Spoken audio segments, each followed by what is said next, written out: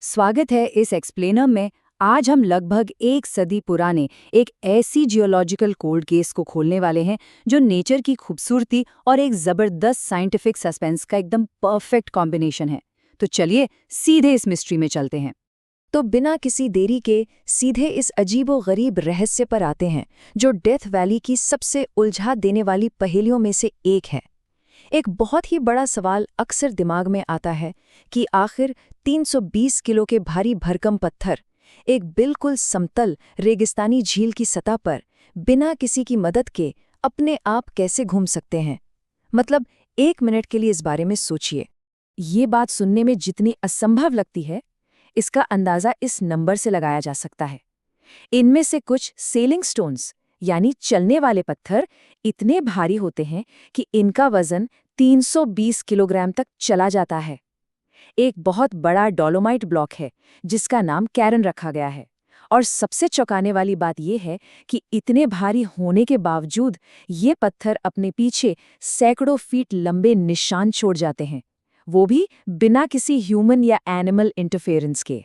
पहला भाग, the crime scene यानी रेस ट्रैक प्लाया। इस जगह का सेटअप समझना सच में बहुत जरूरी है। रेस ट्रैक प्लाया असल में डेथ वैली के बिल्कुल अंदर पहाड़ियों से घिरा एक सूखा लेक बेड है जो लगभग 3 मील लंबा है। और इसकी सतह लिटरली इतनी फ्लैट है कि इसका नॉर्दर्न छोर सदर्न छोर से सिर्फ 1.5 इंच ही ऊंचा है, बस 1.5 इंच। इसके ऊपर सूखी हुई मिट्टी की दरारों का एक अनोखा हेक्सागोनल डिजाइन बना हुआ है जो इस ड्राई सतह को और भी रहस्यमयी बनाता है। अब बढ़ते हैं दूसरे भाग की तरफ, अ सेंचुरी ऑफ सस्पेक्ट्स। एक बहुत ही मजेदार बात यह है कि कई दशकों तक किसी भी इंसान ने इन पत्थरों को एक्चुअली में चलते हुए नहीं देखा था।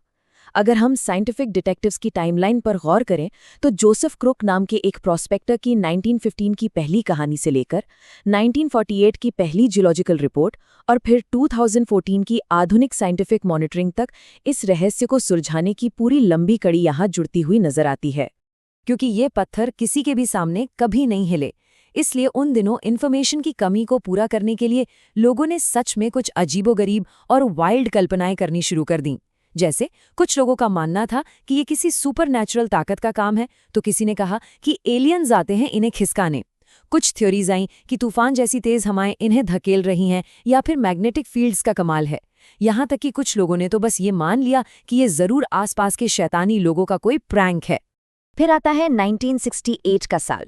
जियोलॉजिस्ट्स शार्प और कैरी ने इन पत्थरों का सच जानने के लिए एक कमाल का एक्सपेरिमेंट किया। उन्होंने एक पत्थर के चारों तरफ लोहे के रीबार का एक कोराल यानी एक छोटा सा बड़ा बनाया। वो टेस्ट करना चाहते थे कि क्या बर्फ की एक विशाल और मोटी चादर इन पत्थरों को आगे ढकेल रही है। लेकिन रिजल्ट बेहद शॉकिंग था। वो पत्थर रहस्यमयी तरीके से उन बार्स के बीच से फिसल कर निकल गया और इस एक एक्सपेरिमेंट ने थिक आइस वाली थियरी को पूरी तरह से गलत साबित कर दिया। चलिए देखते हैं तीसरा भाग, द 2014 साइंटिफिक ब्रेक थ्रू। यहाँ कहानी में एक बड़ा ट्विस्ट आता है। साल 2014 में मॉडर्न टेक्नोलॉजी के आने से मामला बिल्कुल बदल गया। रिसर्चर्स ने आखिरकार एक स्टिंग ऑपरेशन जैसा हाईटेक सेटअप किया। उन्होंने 15 लाइमस्टोन बोल्डर्स पर कस्टम जीपीएस ट्रैकर्स फिट किए, प्लाया के बिल्कुल पास एक वेदर स्टेशन लगाया और हर घंटे की परफेक्ट तस्वीर लेने के लिए टाइम लैप्स कैमरा सेट किए। एक तरह से समझिए कि उन्होंने इस सूखे डेजर्ट फ्लोर पर एक अल्टीमेट हाईटेक सर्वेलेंस नेट बिछा दिया था। और पता है, उनकी ये दिन रात की कड़ी निगरानी आखिरकार पूरी तरह से काम आई। दिसंबर 2013 में रिसर्चर्स ने एक ऐसी घटना रिकॉर्ड की जो आज तक पहले कभी डॉक्यूमेंट नहीं हुई थी। प्लाया के ऊपर एक साथ 60 से ज्यादा पत्थर सेम टाइम पर एक ही डायरेक्शन में आगे बढ़ रहे थे। ये सच में साइंस के लिए एक ब्रेक थ्रू मोमेंट था। अब आते हैं चौथे भाग पर, हाउ द स्टोन सेल। आखिर एक्चुअल मैकेनिक्स क्या हैं? यहाँ एक बहुत बड़ा मिसकॉन्सेप्शन दूर हुआ और यही सबसे फैसिनेटिंग मिसडायरेक्शन है। इन मैसिव बोल्डर्स को कोई वायलेंट तूफान या बहुत मोटी और भारी बर्फ की चादरें आगे नहीं ढकेल रही थी, बल्कि इसकी असली वजह बेहद काम और शांत थी। सिर्फ 3 से 5 मीटर पर सेकेंड की बिल्कुल जेंटल हवा और तैरते हुए बर्फ के पैनल्स जो सिर्फ कुछ मिलीमीटर मोटे थे। ये एक्चुअली खतरनाक वेदर नहीं बल्कि माइल्ड कंडीशंस का एक बहुत ही नाजुक बैलेंस था।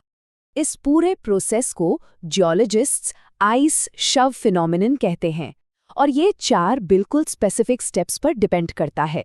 पहला, सर्दियों की बारिश से प्लाया पर एक बहुत ही हल्का सा पानी का तालाब बनना चाहिए। दूसरा, रात की सिवियर ठंड से उस पानी पर बर्फ की एक पेपर जितनी पतली शीट जमनी चाहिए। तीसरा स्टेप, सुबह की धूप आते ही वो बर्फ टूट कर तैरते हुए पतले पैनल्स में बदल जानी चाहिए। और चौथा और आखिरी स्टेप, हल्की हवा उन बर्फ के तैरते हुए पैनल्स को आगे धकेलती है, जो धीरे से पत्थरों को शव करते हैं, यानी आगे खिसकाते हैं। इन चारों स्टेप्स का बिल्कुल एग्जैक्ट टाइमिंग पर मिलना एब्सोल्युटली क्रूशियल है। हालांकि ध्यान रखने वाली बात ये है कि ये पत्थर कोई तेज रेस नहीं लगाते, पर हाँ, ये इस स्मूथ चिकनी मिट्टी पर लगभग 5 मीटर पर मिनट तक की स्पीड से ग्लाइड कर सकते हैं। शांति से और बिल्कुल क्वाइटली पिघलते हुए बर्फ के राफ्ट इन भारी पत्थरों को आगे पुश करते रहते हैं। 5वां और इस कहानी का आखिरी भाग, प्रोटेक्टिंग अ फ्रेजाइल लैंडस्केप।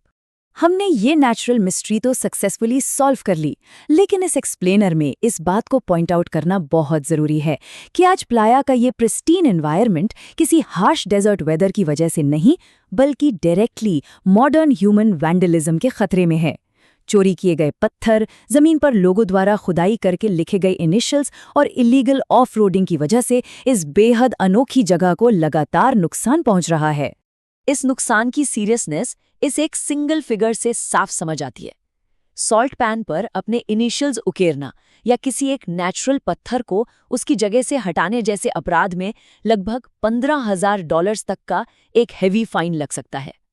ये पेनल्टी क्लियरली दिखाती है कि अथॉरिटीज इस एनवायरनमेंट को प्रोटेक्ट करने के लिए कितनी गंभीर हैं। इसीलिए जो कोई भी 4x4 गाड़ी लेकर उस थका देने वाले 27 मील के डर्ट रोड से होकर यहाँ आने का सोचता है, उसके लिए कंजर्वेशन के इन लीव नो ट्रेस रूल्स को मानना 100% मैंडेटरी है। नेचुरल पत्थरों को कभी ना हिलाएं, एस्टैब्लिश सड़कों के अलावा कहीं और ड्राइव ना करें, अपना पूरा कचरा और सप्लाईज वापस लेकर जाएं, और सबसे इम्पॉर्टेंट रूल, अगर सॉल्ट पैन थोड़ा सा भी गीला है तो उस पर डेफिनेटली वॉक न करें। तो आखिरी टेक अवे ये है कि किसी भी साइंटिफिक मार्वल या चमत्कार को समझना उस सफ़र का सिर्फ एक छोटा हिस्सा है। असल चैलेंज उसकी सुरक्षा करना है ताकि वो आने वाले कल के लिए बचा रहे।